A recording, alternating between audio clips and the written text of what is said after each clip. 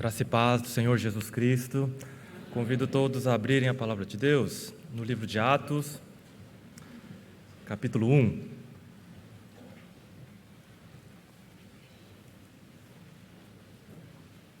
Nós leremos os versos 6 a 8.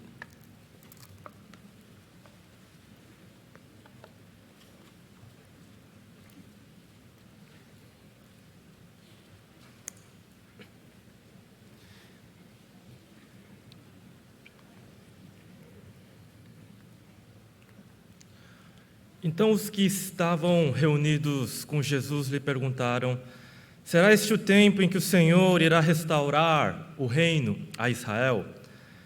Jesus respondeu: não cabe a vocês conhecer tempos ou épocas que o Pai fixou pela sua própria autoridade, mas vocês receberão poder ao descer sobre vocês o Espírito Santo e serão minhas testemunhas, tanto em Jerusalém como em toda a Judéia e Samaria e até os confins da terra. Amém. Se você pudesse fazer uma última pergunta para o Senhor Jesus Cristo, antes dele ser assunto aos céus, qual seria essa pergunta?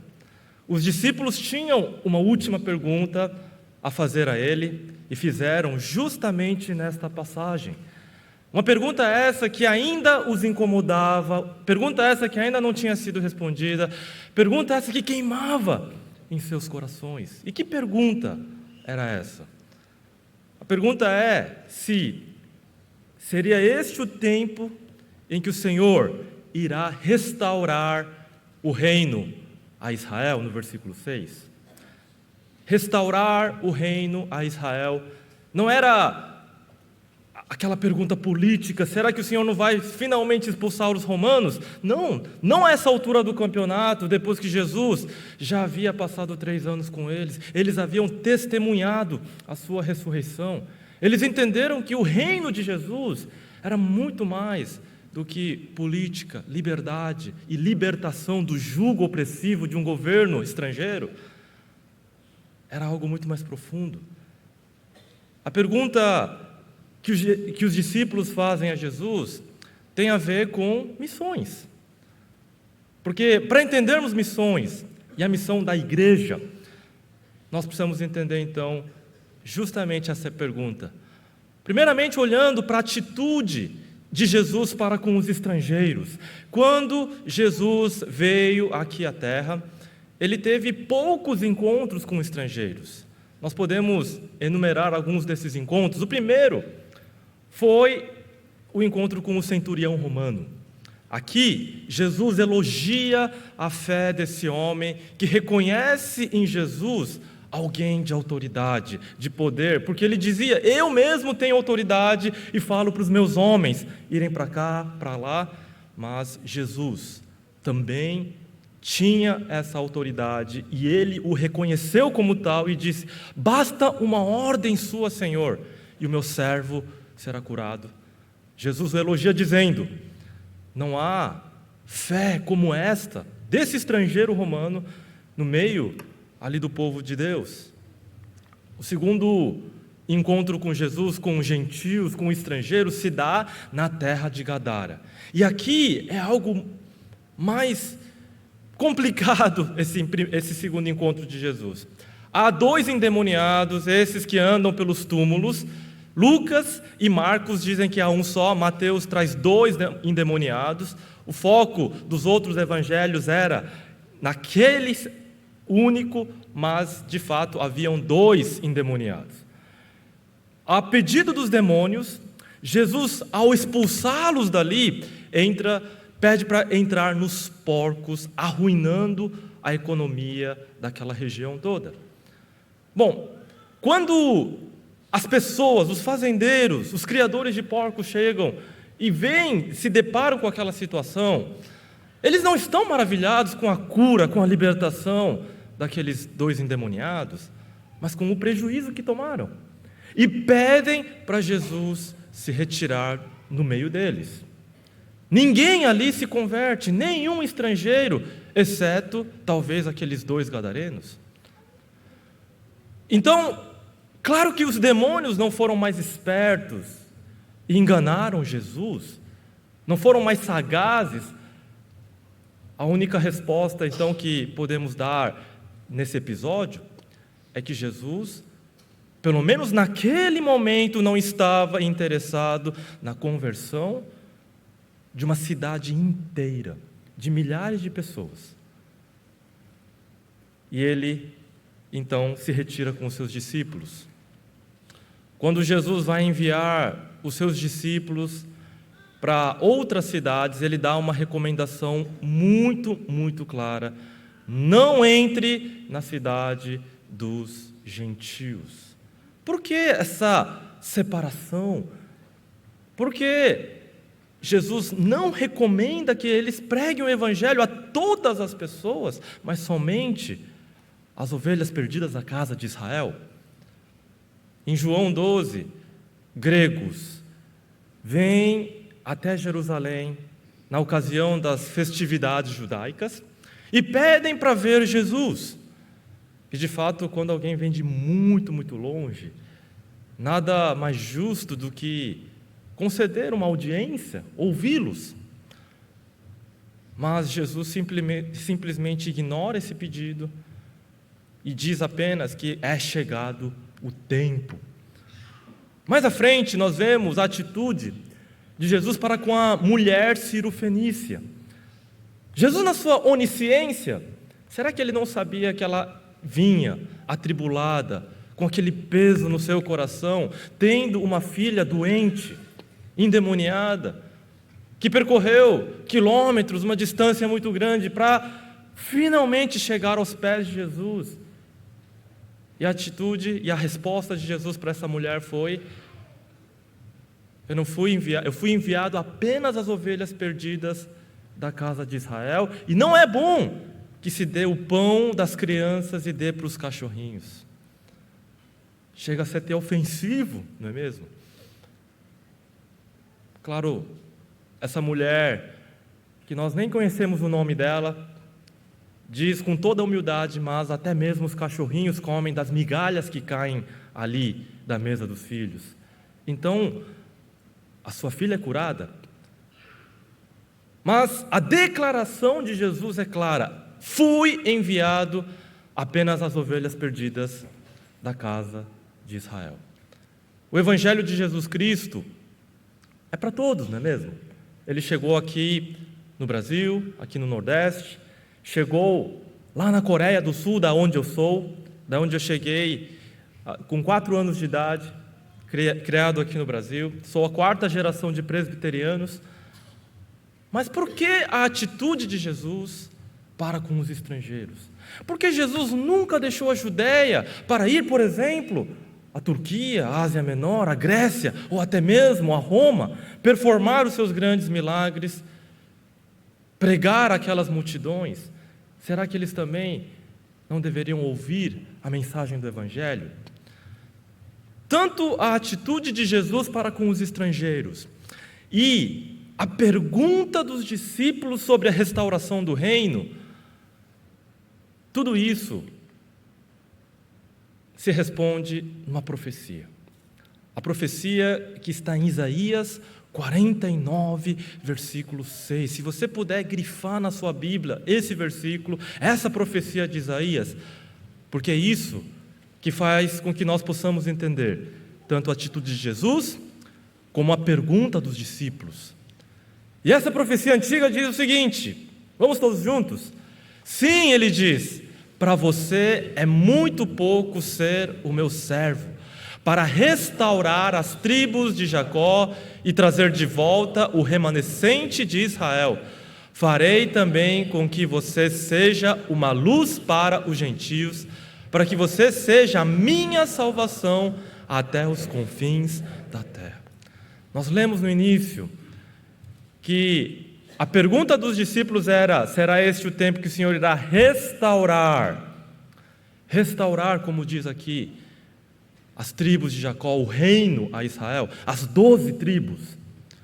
Porque as 12 tribos estavam divididas, separadas. Mas quando isso acontecesse, novamente o chamado missionário de Israel, de ser luz para os gentios e ser a sua salvação até aonde? Os confins da terra. Como é que termina mesmo? Atos 1:8, receberão poder e serão minhas testemunhas até aonde? Os confins da terra. Tudo isso está se cumprindo. Essa grandiosa promessa de Deus, a profecia de que um dia, quando Deus restaurasse a sorte de Sião, quando as 12 tribos novamente fossem unificadas, Deus novamente usaria aquele povo como seu luzeiro de salvação para as nações. E esse era o tempo, e essa era a pergunta dos discípulos. Era necessário então que outras profecias, como a de Ezequiel 36, quando o Espírito Santo fosse derramado sobre o povo, aspergindo-se assim como água pura. Olha só o que diz essa outra profecia, em linha com isso. As nações saberão que eu sou o Senhor, diz o Senhor Deus, quando eu manifestar a minha santidade diante delas, por meio de vocês. Eu os tirarei do meio das nações. Eu os congregarei de todos os países e os trarei de volta para a sua própria terra. Eles estavam espalhados, dispersos. Eles estavam sem uma pátria. Mas Deus os restauraria, os traria de volta. E aí sim, a aspersão do Espírito Santo. E as nações então saberiam. O Evangelho finalmente chegaria até elas. Ou seja, por que Jesus não foi até Roma? Por que Jesus não foi até os confins da terra? Ele mesmo, pessoalmente? Porque Jesus estava, sim, trabalhando para cumprir todas essas profecias.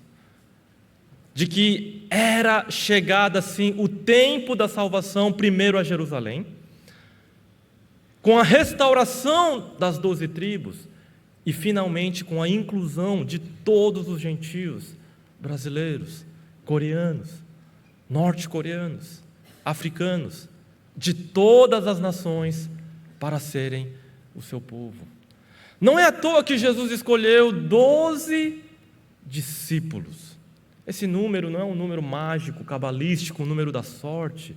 É um número simbólico e também um número profético, para assim representar a continuidade das 12 tribos, assim como os 12 filhos de Israel, de Jacó, formavam aquela grande nação.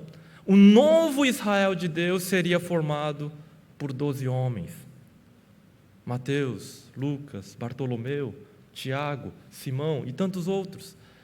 Esses formariam então o novo Israel. E é por isso que Jesus vai dar tanta atenção para aqueles 12. Jesus vai cuidar, discipular, caminhar com eles, treiná-los, mas o mais importante de todos, formaria a partir desses 12 o novo Israel. Esse era o ministério de Jesus. Se nós pudéssemos dividir em duas partes, assim como o Evangelho de Lucas é dividido em duas partes, a primeira parte sendo o próprio Evangelho, a segunda, o livro de Atos. O ministério de Jesus se concentrou em responder à pergunta dos discípulos: será esse o tempo que o Senhor irá restaurar o reino a Israel? E a resposta era um contundente sim. Isaías 49:6 estava se cumprindo, estava sim sendo restauradas as 12 tribos, e chegava agora o tempo da salvação aos confins da terra. E é por isso que Jesus vai dar uma atenção especial aos samaritanos. Os samaritanos formam aquelas 10 tribos que foram para o reino do norte na época do rei Jeroboão. 10 se corromperam, seguiram ídolos, se misturaram com as outras nações. E naquela época a divisão era grandiosa, era pior do que Israel e Palestina hoje, era pior do que qualquer disputa. Os samaritanos odiavam os judeus também. E parecia que humanamente era impossível trazer uma restauração, trazer uma unificação, uma unidade. Mas Jesus conta a parábola do bom samaritano, dizendo: os samaritanos não são tão ruins assim, não. Um sacerdote, um levita, ignora a necessidade de um próximo, mas é um samaritano que vai cuidar de um judeu que seria um inimigo. Dos 10 leprosos que o Senhor Jesus curou, o único que veio e voltou para agradecer foi um samaritano. E depois nós temos a conversa de Jesus com a mulher samaritana. Aquela mulher que, envergonhada, foi tirar água ao meio-dia, no calor do dia, quando ninguém ia tirar água, mas depois do encontro com Jesus, ela vai para a cidade e traz todos os homens da cidade de Sicar, e Jesus permanece vários dias no meio daquele povo, junto com os samaritanos, ensinando, e no final, todos eles declaram que esse é o Messias prometido que havia chegado. Jesus não vai para a cidade dos gentios, não permanece ali, mas fica com os samaritanos. Por quê? Porque os samaritanos são importantes. É necessário que haja essa unidade, era necessário que essa inimizade acabasse. Para que a obra de Deus aconteça, é necessário unidade. Lá do meu país, onde eu venho, em 1907, aconteceu um grande avivamento. E esse avivamento começou porque um líder, que havia brigado com outro líder, subiu, pediu perdão em público, na frente de todos. Porque como liderança, discórdias, rixas, não eram coisas boas, não era um bom testemunho. E como fruto daquele arrependimento público, um derramamento especial da graça e da presença de Deus trouxe um grande avivamento que fez com que na Ásia, na época de Hudson Taylor, dos grandes missionários que trabalhavam na China, na Índia, em vários países, a Coreia vivesse um dos grandes avivamentos que a história já testemunhou, e fosse chamada a capital da Coreia como a Jerusalém do Leste, porque naquela época, 100 anos atrás, havia mais igrejas, até um seminário, e um número de crentes em toda a Ásia, numa única cidade, fruto desse avivamento, fruto dessa unidade. E essa unidade era necessária no povo de Deus. Quando nós chegamos no livro de Atos, vemos algo de uma estrutura muito interessante aqui. Atos 1:8 serve como o índice de todo o livro. Recebereis poder e serão minhas testemunhas aonde? Em Jerusalém, Judeia, que é o país todo, Samaria, que é a nação vizinha separada, mas que fazia parte de uma única Israel antes da separação e divisão, e até os confins da terra. E seguindo essa sequência, os primeiros 7 capítulos se concentram em descrever a igreja crescendo e testemunhando em Jerusalém. Os 3.000 convertidos, a morte de Estevão. Mas depois, no capítulo 8, acontece algo muito, muito importante. Na dispersão, Filipe prega o evangelho para os samaritanos. E quando os samaritanos ouvem as boas novas do Senhor Jesus Cristo, eles se convertem. E aquele fato é algo tão importante que os apóstolos Pedro e João, os pilares da igreja, são chamados e enviados para Samaria testemunharem esse importante evento. Porque esse evento era a concretização da restauração, finalmente, da nação de Israel. Não era uma libertação política, não. Mas era a unidade perdida daquela nação. Meus irmãos, alguns anos nós vivemos, por causa das eleições, essa polarização que dividiu famílias e membros da própria igreja. Quem é que saiu vencendo no meio de tudo isso? Foi o diabo. E aqui nós vemos o quê? Nesse momento, quando Pedro e João chegam até Samaria e confirmam aquilo que estava acontecendo, o Espírito Santo é derramado também sobre os samaritanos. E então, na sequência, começa o tempo da missão até os confins da terra. Na sequência do capítulo 8, o primeiro gentil, um judeu etíope, o eunuco, que havia vindo adorar em Jerusalém, se converte, na medida que lia Isaías 43. No capítulo 9, o apóstolo Paulo, o apóstolo aos gentios, recebe o seu chamado. E no capítulo 10, Pedro tem a visão daqueles animais imundos. Ele não entende o sentido daquela visão que dizia para ele comer tudo aquilo, a comida dos gentios. Mas ele, na sequência, é convocado por Cornélio, que também se converte e recebe o Espírito Santo. Era chegado, então, o tempo das profecias de Deus, de que, ao restaurar aquela nação, eles novamente receberiam o seu chamado e cumpririam o seu chamado de luz para as nações até os confins da terra. E o restante do livro de Atos é o livro que mostra a igreja sendo enviada para os confins da terra, levarem esse evangelho até o fim. E esse é o tempo que nós estamos. Esse é o momento escatológico único. Jesus pode voltar amanhã. Ninguém sabe o momento da sua vinda. A última nação eleita, o último eleito pode estar sendo alcançado nesse domingo, em algum canto do mundo. E Jesus, sim, pode voltar hoje.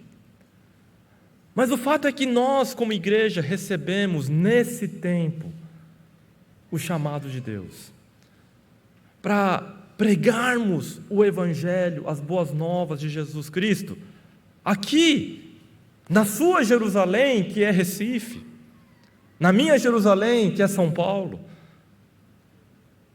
mas também em todo o Brasil, na Judéia, Samaria e até os confins da terra. Existem, ainda hoje, mais de 5.000 povos que não têm o Evangelho, que não tem como eles ouvirem o Evangelho se um missionário não foi enviado até eles. E quem irá, se ninguém for enviado, pregar essas boas novas a eles?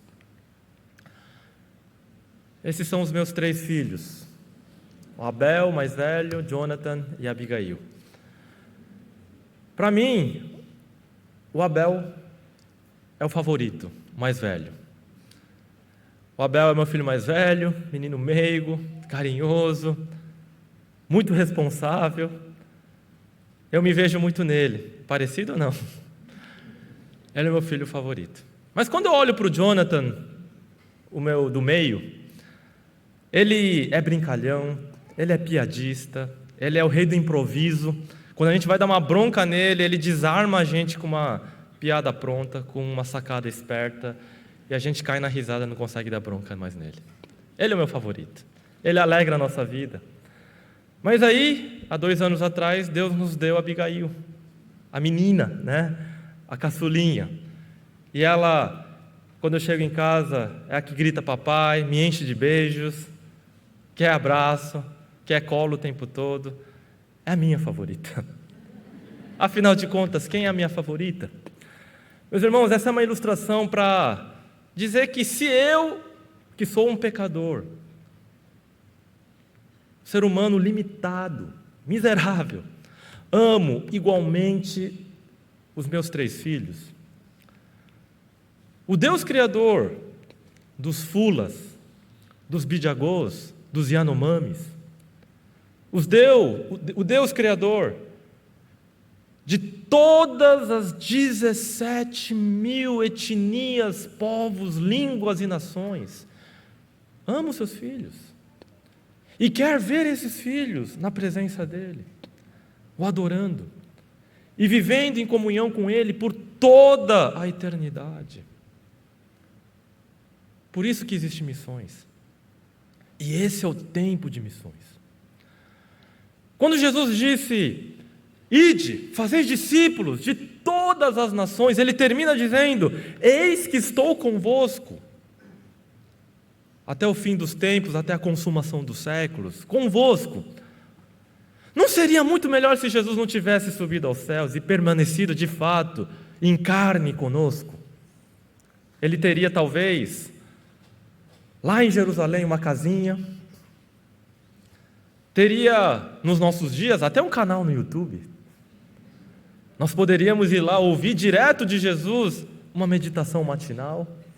Poderíamos participar de um sorteio mundial para ter um café da manhã, um encontro com Jesus. Imagina se alguém da primeira igreja aqui é sorteado e vai lá tocar na mão de Jesus, conversar e gastar tempo com Jesus. Só de pensar é maravilhoso. A roupa que Jesus usou naquele dia seria colocada nos correios e de avião ia chegar num canto, num hospital infantil de câncer, e aquela roupa poderia curar o hospital inteiro. Só de pensar é maravilhoso, de especularmos. Mas Jesus deixou um método melhor do que esse. Ele disse que precisava ir para enviar e deixar o Consolador, o Espírito Santo, a sua presença, poder de Deus, para o quê? Testemunharmos. Aonde? Em Jerusalém, Judéia, Brasil, Samaria e os confins da terra. Esse é o melhor jeito, o melhor método, o método do nosso Senhor. E Ele quer que eu e vocês testemunhemos aos nossos parentes, amigos, as pessoas que estão no nosso trabalho, nas faculdades, porque nós temos o poder, e esse é o tempo, não vai ter uma segunda chance, é hoje. 1% de nós aqui são pessoas que vão receber o chamado de Deus para ir até os confins da terra. 1% seria o suficiente para irmos até os confins da terra. Numa igreja de 1000 membros, se uma única família for enviada, já é o suficiente para alcançar as nações. 99% pode sim permanecer fazendo a sua parte, contribuindo, sendo fiel.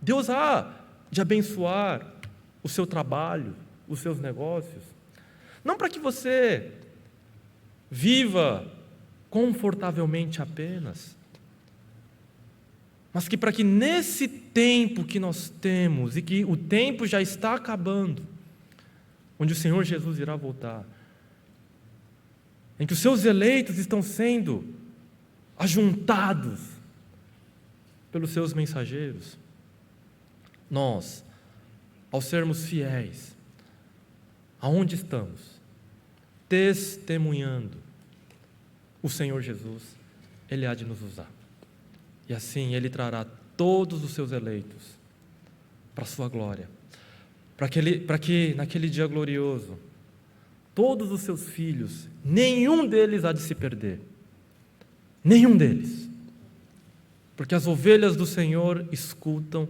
a sua voz e ouvem, e o Senhor Jesus não vai perder nenhum dos seus eleitos, e Ele quer usar a sua igreja, Ele quer nos usar para testemunharmos, que sejamos então essas fiéis testemunhas, no poder do Espírito Santo. Que Deus nos abençoe.